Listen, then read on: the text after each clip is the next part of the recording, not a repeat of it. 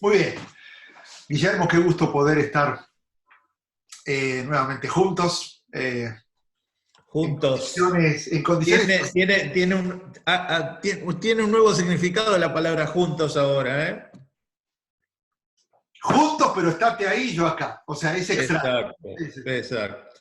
Eh, y creo que se juntan dos elementos muy interesantes, muy especiales, uno por encima del otro. El menos importante nos agarra en un tiempo inesperado, como el que sabes que estamos viviendo, pero el otro más importante, una semana que define absolutamente todo lo que sucedió y toda la razón de ser por la cual estamos hablando y el por qué creemos lo que creemos. Pero la idea que surgió al hablar con vos es, ok, hagamos un video donde podamos explicar día a día qué fue sucediendo y vos sos un historiador, sos judío, sos mesiánico, crees en Jesús, has sido por más de 25 años, 30 años haciendo esto, fuiste guía en Israel. O sea que creo que los pastores están predicando y hay que dejar que ellos prediquen. La cuestión es algo histórico acá para que se entienda el contexto y... Claro, y aparte, fíjate vos qué interesante. Acá entremos en no me gusta entrar en las tecnicidades porque creo que a veces en los detalles no perdemos la gran imagen. Pero vos sabías que el Evangelio de Mateo ocupa la tercera parte de todo el libro de Mateo, se refiere a los 8 días de los 8 no son los últimos, pero lo que llamamos la Semana Santa más uno, 30 ocupa la tercera parte de Mateo, la tercera parte de Marcos, la cuarta parte de Lucas, y acá, y lo que es más interesante, en Juan es la mitad del Evangelio. Wow. La mitad de la obra del Evangelio, la mitad de la obra del Evangelio de Juan está dedicada a cubrir estos 8 días que van desde la entrada, la llamada entrada triunfal, en nuestros países latinos la conocemos como el Domingo de Ramos, ¿no? Que una cosa que me hacía notar mi esposa, se nos ha enseñado que eran ramos de olivos, y no eran ramos de olivos, eran otras de ramos, pero bueno, tradiciones.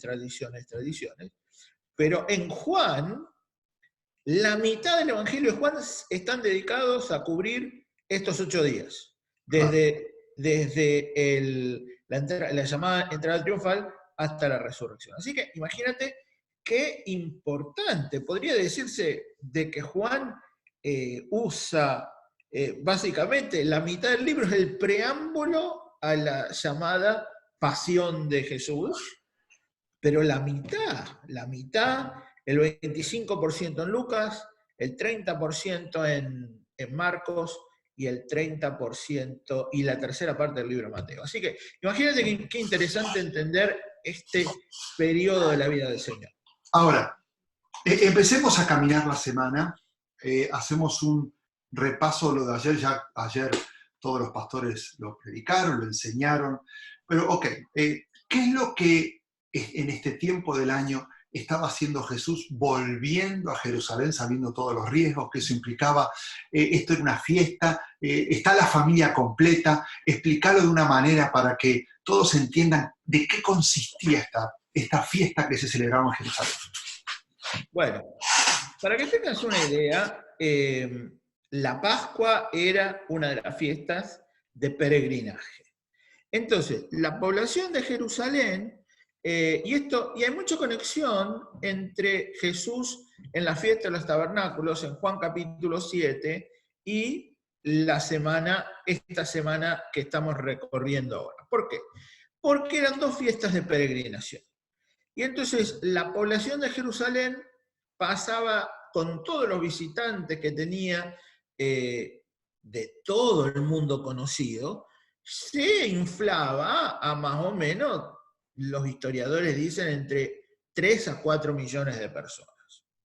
Primera razón por la cual Jesús elige esto. En segundo lugar, la Pascua.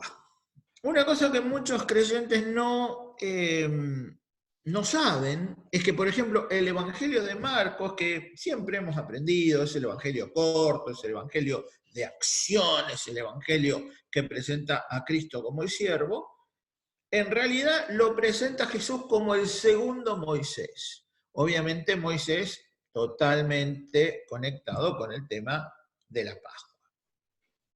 Tercer lugar por la cual tercera razón por la cual Jesús elige la Semana Santa es porque era un periodo de efervescencia y es un periodo muy especial. A ver, pongámonos a ver. Los judíos, el pueblo judío estaba siendo oprimido por los romanos. ¿Qué se celebra en la Pascua? Cuando el pueblo judío estaba también oprimido, en este caso por los egipcios. Y entonces, ¿qué se celebra? La liberación, ¿no? Entonces, los romanos sabían esto, y entonces por eso es que cuando vamos a llegar al final de la semana, están todas las figuritas en Jerusalén. En otras palabras, para que se diera todo el escenario de la cruz, tenían que estar todas las autoridades. Fíjate vos que Herodes está ahí. Y me estoy adelantando, pero Herodes no tenía jurisdicción sobre Jerusalén. No, Herodes Antipas tenía jurisdicción sobre Galilea. Entonces, por eso, a ver, ¿qué hago? Tengo acá esta papa caliente, y después nos vamos a encontrar con que entre Pilato y Herodes se tiran la papa caliente es Jesús. ¿Por qué? Obviamente, los romanos conocían la historia de la Pascua, y entonces decían, bueno, vamos a tener todo listo en caso que a alguien se le ocurra tener un brote revolucionario, ¿no? Y curiosamente eso es lo que va a pasar más adelante.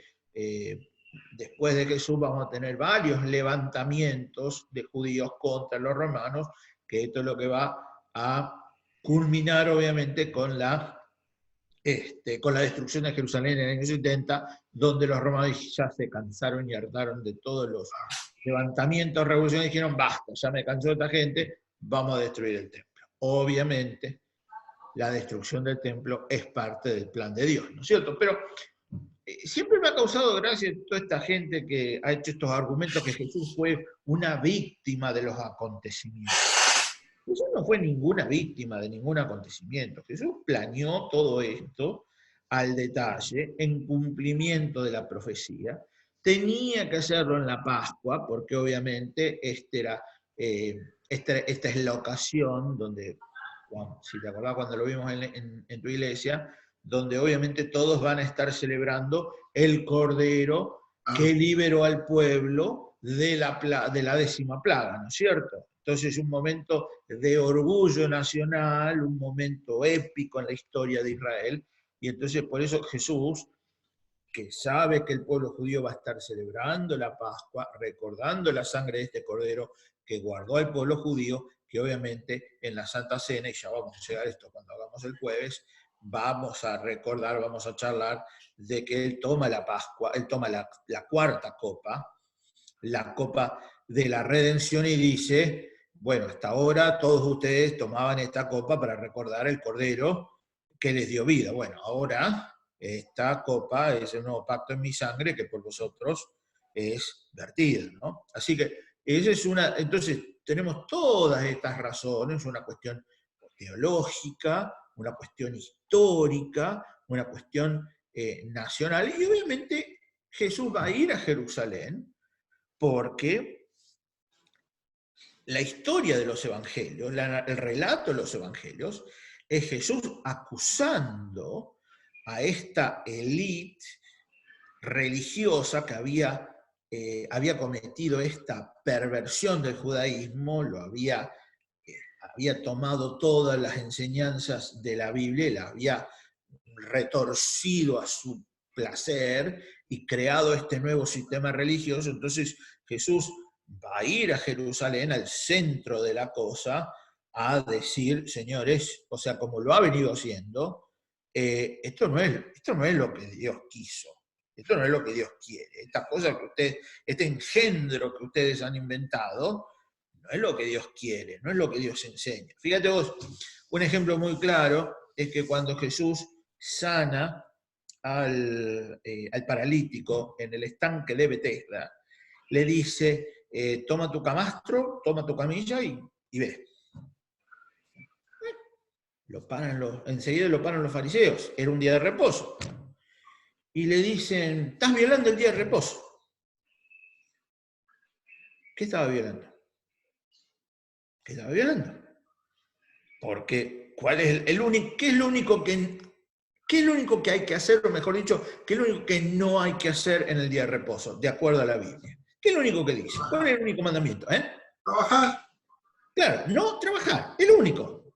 ¿De dónde sale que llevar el camastro o el catre o... Es un trabajo cargar tu camastro, claro. Pero ¿quién inventa eso? Claro, ¿Quién saca esta? Todo esto era lo que habían inventado los fariseos. Claro.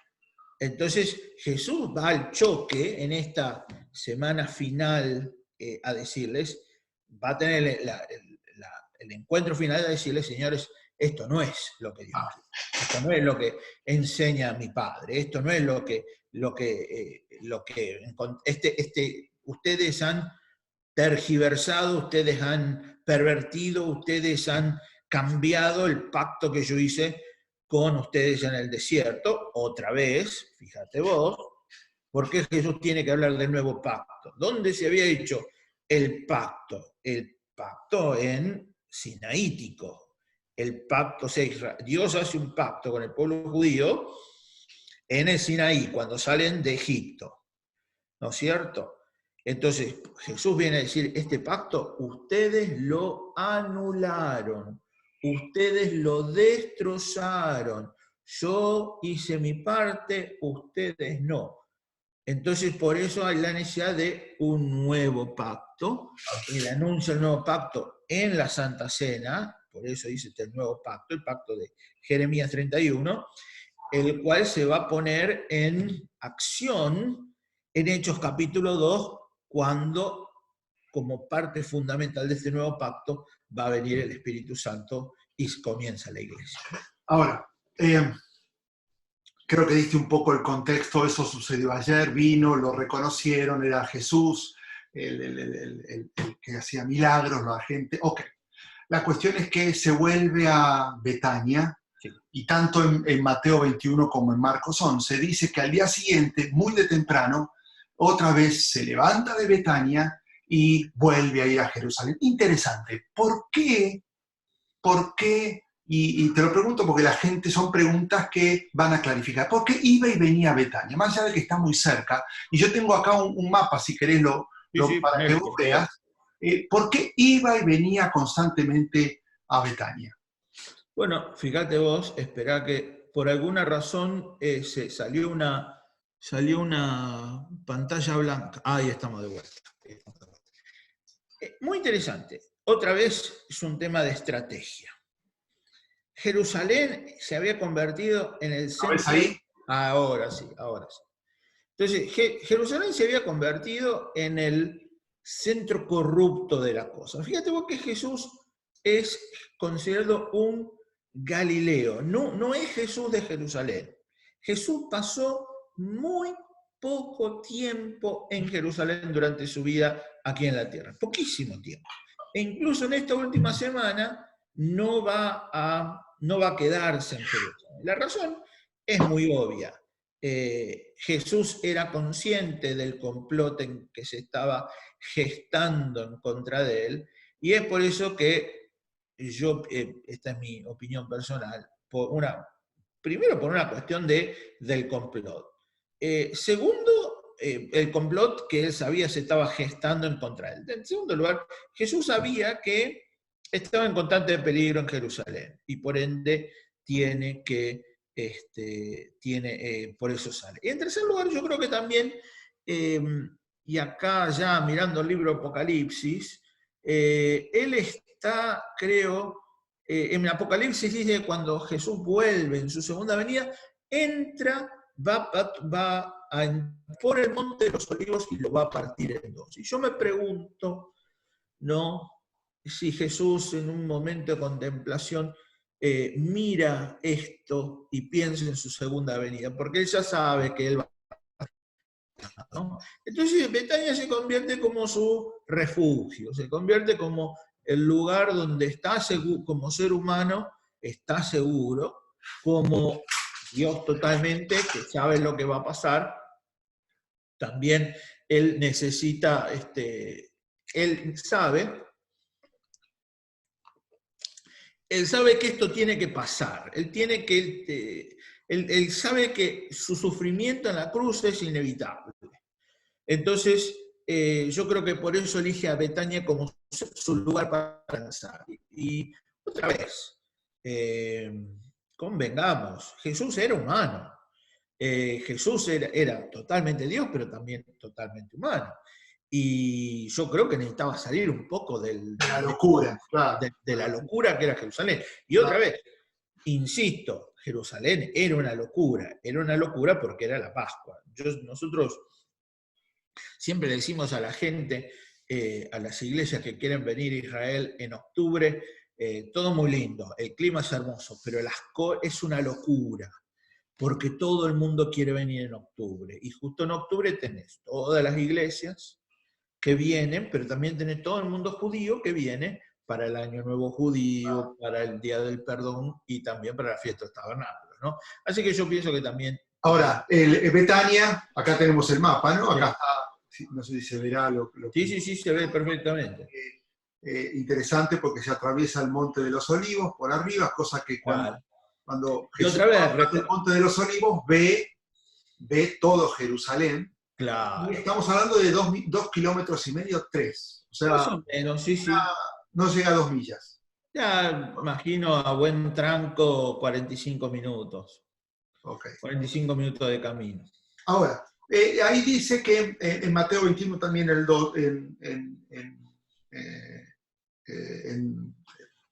nos relata que pasa y está el hecho de la higuera. ¿Por qué pasa lo de la higuera? Mirá de todos los milagros de Jesús, este es el único milagro destructivo. Ahora, déjame leer, porque en Mateo 21 dice, muy de mañana cuando volvió a la ciudad tuvo hambre, y al ver una higuera, estoy en Mateo 21, 18 y 20, junto al camino se acercó a ella, pero no encontró nada más que hojas, y él dijo, nunca más vuelva a dar fruto, le dijo, y al instante se secó. Primera cosa interesante, la higuera no tenía que tener higos en esa época, porque estamos hablando de marzo o abril. Las higueras dan fruto en octubre. Entonces, en primer lugar, obviamente no iba a haber higos. Pero lo que pasa es que Jesús, y otra vez acá es donde tenemos que entender la escritura y ver que los bloques de escritura no están desconectados. Entonces, lo que pasa, la razón por la cual la Biblia es tan fantástica, es que nos vamos a encontrar de que los escritores de los evangelios, bajo la inspiración del Espíritu Santo, han, voy a usar una palabra muy tosca, sandwicheado la escena de la higuera entre dos eventos más. Y si vemos los otros dos eventos, vamos a poder entender por qué en el medio, hacete la imagen de que la higuera es la hamburguesa, la hamburguesa de carne, y los dos eventos que ocurren antes y después son el pan. Entonces, la higuera, particularmente en esta época nueva, en esta época, ¿no? Los veganos, los vegetarianos, pobre higuera. ¿Qué culpa tenía la higuera? ¿Por qué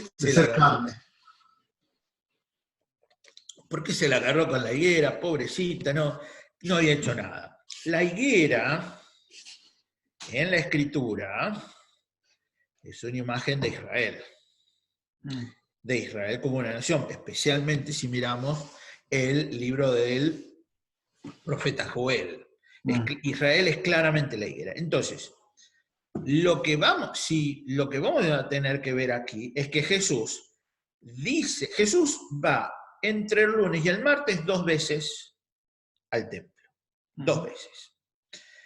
Aquí es donde justamente sirve mucho tener en cuenta todas las imágenes de los 4 evangelios, porque de esa manera podemos entender exactamente cómo. Entonces, entre las 2 visitas al templo, las 2 purificaciones, podríamos decirlo así, tenemos el evento de la higuera. La higuera es Israel.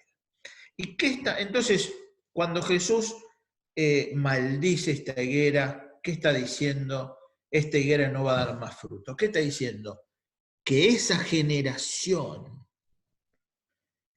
que estaba representada por todo el liderazgo judío de esa época no iba a dar más fruto. O sea, es una imagen profética de lo que va a pasar de la destrucción del templo. Todo ese sistema va a morir.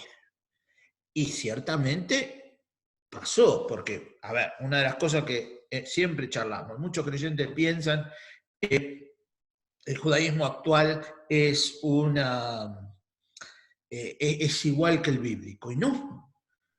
No tenemos el mismo. ¿Por qué? Porque no está el templo, no está todo el sistema del templo. O sea, el 75% de la ley, como la encontramos en la Biblia, tiene que ver con los sacrificios, con las ofrendas,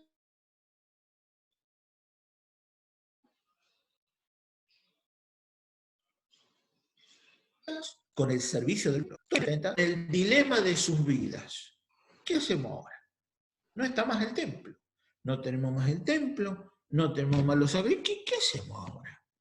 Y obviamente lo más simple hubiera sido obedecer las palabras de Juan el Bautista, que les dijo: he aquí el Cordero de Dios, quien quita el pecado del mundo. Fíjate vos qué notable, otra cosa interesantísima para entender. El día más santo del judaísmo es el Yom Kippur. Kippur, que si bien se le dice el día del arrepentimiento, el día del perdón, Kippur viene de la palabra hebrea kapará, que significa cubrir. ¿Por qué? Porque los sacrificios al templo, lo único que hacían era cubrir los pecados. Esa sangre cubría los pecados del pueblo. No los quitaba, los cubría. Por eso Kippur, kapará, los cubría. Y por eso el escritor del libro de Hebreos es muy claro cuando dice: la sangre de esos corderos es nuestro pecado. Pero fíjate vos que Juan no dice aquí el Cordero de Dios quien cubre los pecados del mundo, sino que quita.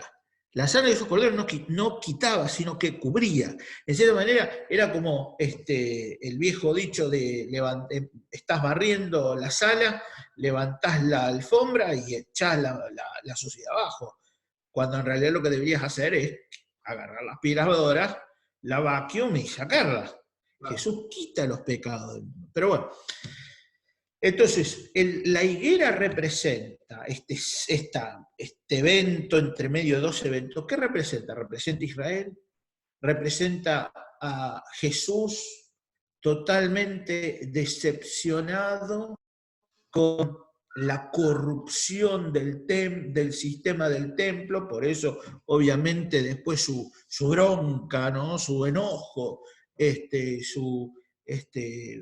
se pone irascible cuando entra al templo y básicamente echa patadas a todos los comerciantes. ¿Por qué? Porque se había convertido en un lugar más de mercadeo. Este lugar que estás viendo. Exacto.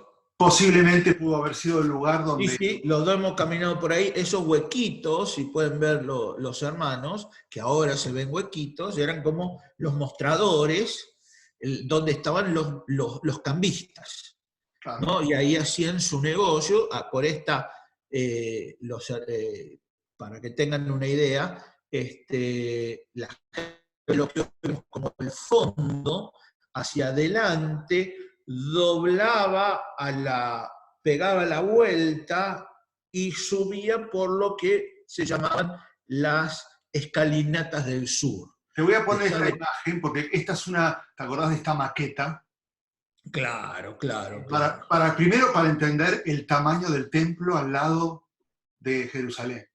Sí, totalmente. Era una estrategia, era era un edificio gigantesco que se podía ver desde a millas. Pero justamente, si miran todos, hay estas grandes escalinatas.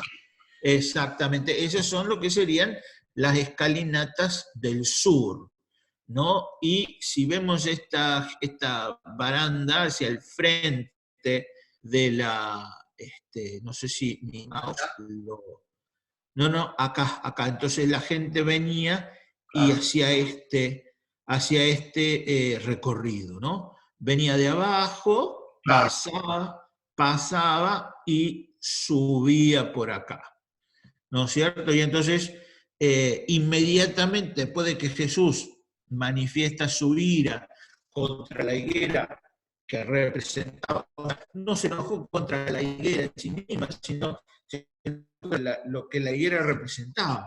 La higuera representaba a Israel, a una nación con la cual Dios había hecho un pacto después de haberlos sacado de la esclavitud en Egipto, un pacto en el cual era fiel. Y mirá, en estos días de aislamiento he aprovechado para ponerme a estudiar algunos libros del Antiguo Testamento, un poquito más, y es terrible. El otro día estaba leyendo el libro del profeta Habacuc, 3 capítulos nada más, pero Dios mío, qué capítulos, donde Habacuc se cansa de manifestar, de proclamar el pecado en el que cayó el pueblo. Y era la realidad, el pueblo judío cayó en la idolatría más baja, ¿no? En la perdición más baja. Entonces, y otra vez, y a pesar de haber sido conquistado las 10 tribus del norte, a pesar del exilio de Babilonia, a pesar de haber vuelto, nos encontramos con que los fariseos, los saduceos y demás se había generado todo este sistema que no tiene nada que ver con la Biblia. No tiene nada que ver con lo que Dios le dijo al pueblo, ¿no? Ustedes tienen que seguir esto. Obviamente, no esto, sino rollo, ¿no? Pero entonces, por eso Jesús va al choque, inmediatamente después de maldecir a la higuera, y va al choque y tira y grita. Me lo imagino de haber gritado, pateado, tirado y demás. Bueno, después viene Mateo 22 y ya los saduceos empiezan yo creo que más que quieren encontrarle ese error para poder juzgarlo, y ahí donde le preguntan cuál es el mandamiento más importante, quién es el Hijo de Cristo, y él comienza a hablar. Creo que ahí empieza ahí donde está claro la persecución ya final, y él ya sabe, ¿no? Ahora,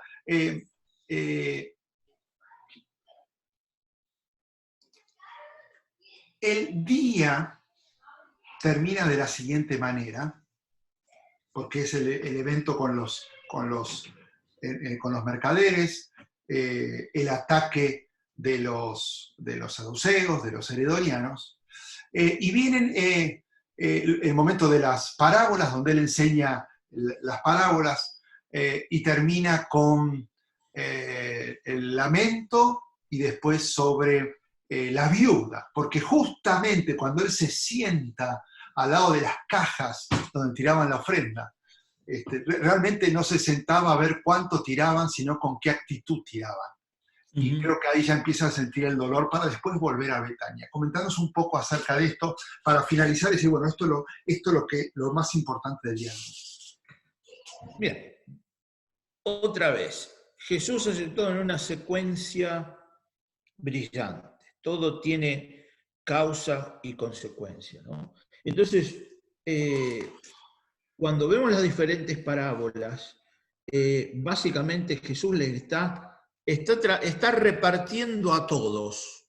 Sí. ¿Por qué va a hablar de la resurrección? Porque En el versículo 18, yo estoy mirando Marcos, le vienen a hablar los saduceos que no creían en la resurrección, y le hace una pregunta acerca de la resurrección, lo cual muestra la ridiculez de todo el sistema. En Marcos, lo cual te muestra lo ridículo de la situación. Es para no...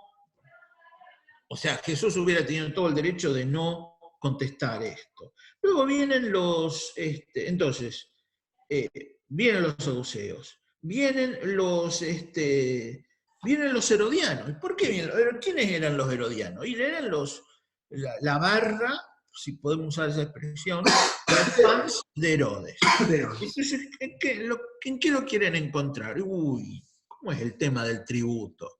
Porque entonces lo quieren enganchar a Jesús por evasión impositiva. Claro. Jesús, ellos quieren salir a acusar a Jesús de que es antisistema, de que es anti la autoridad competente, que en este caso es Herodes. Los saduceos lo quieren, otra vez estoy siguiendo Marcos, le pregunto sobre la resurrección, a pesar que no creen de la resurrección, porque quieren ir a acusarlo, o sea, ellos eran los descendientes de Sadoc, no creían en la resurrección, querían que Jesús dijera algo raro, herético sobre la resurrección, para ir a acusar de hereje ante sus autoridades. Y luego vienen, obviamente, los fariseos, que los fariseos eran todo el tema de la ley, ¿no? ¿Cuál? Los mandamientos. Ellos eran los que, fíjate vos que hablábamos hace un rato, Jesús habiendo sanado la sanación del paralítico en el estanque de Betesda, ¿no? Y los fariseos sabrían al mandamiento de no trabajarás. ¿Qué hacían los fariseos?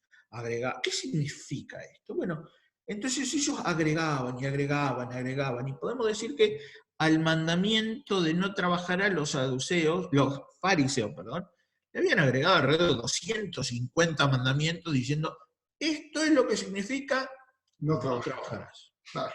No, entonces lo quieren enganchar a ver qué dicen. Mirá, te voy a leer acá. Me encanta Mateo 22. Dice, entonces salieron fariseos y tramaron cómo tenderle a Jesús una trampa con sus mismas palabras. Enviaron a algunos de sus discípulos, quiere decir que mandaron espías, junto con los herodianos, los cuales le dijeron, maestro, sabemos que eres un hombre íntegro, que enseñas el camino de Dios de acuerdo con la verdad, no te dejas influir por nadie porque no te fijas en las apariencias, danos tu opinión. ¿Está permitido pagar impuesto al César o no? Entonces Jesús, conociendo sus malas intenciones, les dice, hipócritas, ¿por qué me tienden trampas? Muéstrenme la moneda para el impuesto, y se la enseñaron. ¿De quién es esta imagen y esta inscripción?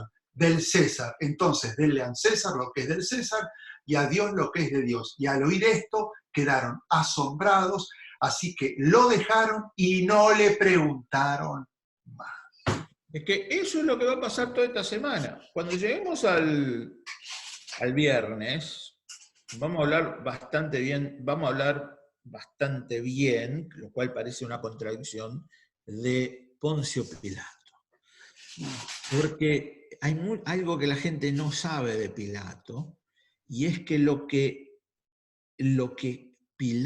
el comportamiento de Pilato el viernes de Pascua es muy extraño.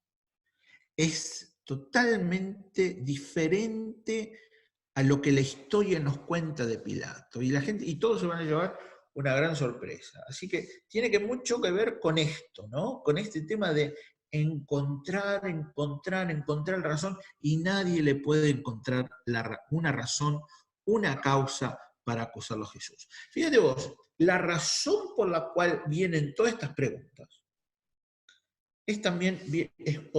tiene otro motivo. Y es que el sistema judicial judío fue uno de los primeros en el mundo de velar minuciosamente por el acusado. Mucha gente no sabe esto. Algo totalmente inusual en los sistemas legales de los países o los reinos de ese tiempo. El sistema judío era muy minucioso y no se podía condenar, era con referencia a los derechos del acusado. Y era fundamental, algo que obviamente se va a volar por los aires esta idea, es por eso que había que traer evidencia, no se podía pasar sentencia de noche, tenía que haber cierto número de personas, porque otra vez, el acusado estaba muy protegido en un sistema, como le dicen en México y en la Argentina, muy garantista, podría decirse, que garantizaba los derechos del acusado. Entonces, por eso todo este escarbar y escarbar y escarbar, a ver qué podemos, a ver de qué lo podemos acusar. Así que esa es otra cosa para tener en cuenta. Entonces, haciendo un repaso de lo que fue el lunes, desde temprano se sale de Betania. Si querés hacer un repaso, porque realmente si yo fuera discípulo y lo seguiría, hoy lunes me volví a casa preocupado, porque Jesús confrontó a medio mundo, a los fariseos, a los saduceos, a los herodianos, a los ricos, que les dijo, ven, esta viuda, estos están dando lo que les sobra. Y a los escribas, los escribas eran, junto con los fariseos, eran la bandita que reescribía la ley. O sea, ¿de dónde salen los escribas? ¿De dónde salen los fariseos? Todo esto sale de cuando vuelve el pueblo judío de Babilonia, de Persia en este caso, empiezan a producir todos estos comentarios de la Biblia. ¿Para qué? Para que la gente lo entendiera mejor. Lo cual anduvo bien la primera generación, la segunda generación. Pero después se degeneró porque la gente empezó a comentar y el comentario del comentario se puso a la par de la palabra inspirada de Dios. ¿No es cierto? Y entonces, todas estas cosas agregadas a lo que es la palabra de Dios, los escribas tienen mucho que ver. Entonces, resumiendo, Jesús maldice a la higuera. ¿Por qué maldice a la higuera? La maldice no porque se levantó un mal día, no. Porque se levantó en un mal día y dijo, a ver, ¿con quién me la agarro? Interesante notar que es el único milagro destructivo de Jesús. Todos los otros milagros son restauradores y es siempre con seres humanos. Este es el único milagro de naturaleza destructiva. Va y comienza un largo día donde él va, y eso obviamente es la introducción a lo que va a ser su día, ¿no es cierto? Jesús dice, esta higuera no va a dar más fruto, es una profecía, porque la higuera es el sistema representado por el liderazgo religioso, algo de Israel, algo que en el año 70 todo eso no hay más fariseos, no hay más saduceos, no hay más herodianos, no hay más escribas luego de la destrucción del templo. Todo eso desaparece, de la misma manera que la higuera se secó, todo ese sistema se secó. Jesús va y se confronta todos estos actores de este sistema religioso. Volvemos otra vez. Los escribas, los fariseos, los saduceos, los herodianos, cada uno con su barrita, cada uno con la cosa que le importaba, su caballito de guerra. Termina, obviamente, incluso a través de todas estas parábolas, incluso hablando mal de los ricos, claro, que pensaban que eran justos delante de Dios. Termina eso y vuelve a Betania para lo que va a ser el martes. Así que eso es lo que tenemos. La gente que quiere leer puede escoger la versión de Mateo y leer 21, 22 y 23. Exacto. Puede escoger la versión de Marcos 12. Exacto. O la versión de Lucas 20. Los animamos a leerlo para que ahora todo lo que explicó Guillermo pueda tener un poco más de sentido y entender qué es lo que sucedió. Así que, muy bien, un día complicado el lunes porque fue de mucha confrontación y me imagino a los discípulos diciendo qué le está pasando, ¿no? Porque no lo deben haber visto muy agresivo, enojado, como de las pocas veces que realmente él estuvo fuerte en su carácter, ¿no? Así que la noche del lunes para el martes debe haber sido una noche de poco dormir y de mucho pensar. ¿Qué te parece? Bueno, pero como si esto fuera poco, antes de irse a dormir, Jesús, que no vamos a entrar por una cuestión de tiempo, se pone, tiene una charla muy profunda con los discípulos acerca de cuándo viene el reino. Así que ya tenemos otro tema donde habla de justamente un tema que es muy enigmático en la Biblia, que es la era de los gentiles, the Age of the Gentiles, como dice en inglés, pero bueno, ese es otro tema para otro 2-3 horas. 2-3 horas más. Muy bien, entonces, Guillermo, gracias. Hoy fue un lunes agitado. Mañana analizamos lo que sucedió el martes con su famoso discurso en el Monte de los Olivos. Un martes totalmente diferente al lunes. Podríamos aplicarle a este texto el título de la canción de los Beatles, La noche de un día agitado. Exactamente. Muy bien, amigos. Entonces, mañana nos vemos y analizamos lo que pasó el martes. Dale, un abrazo y un saludo para todos en la iglesia. Gracias, un abrazo. Un abrazo.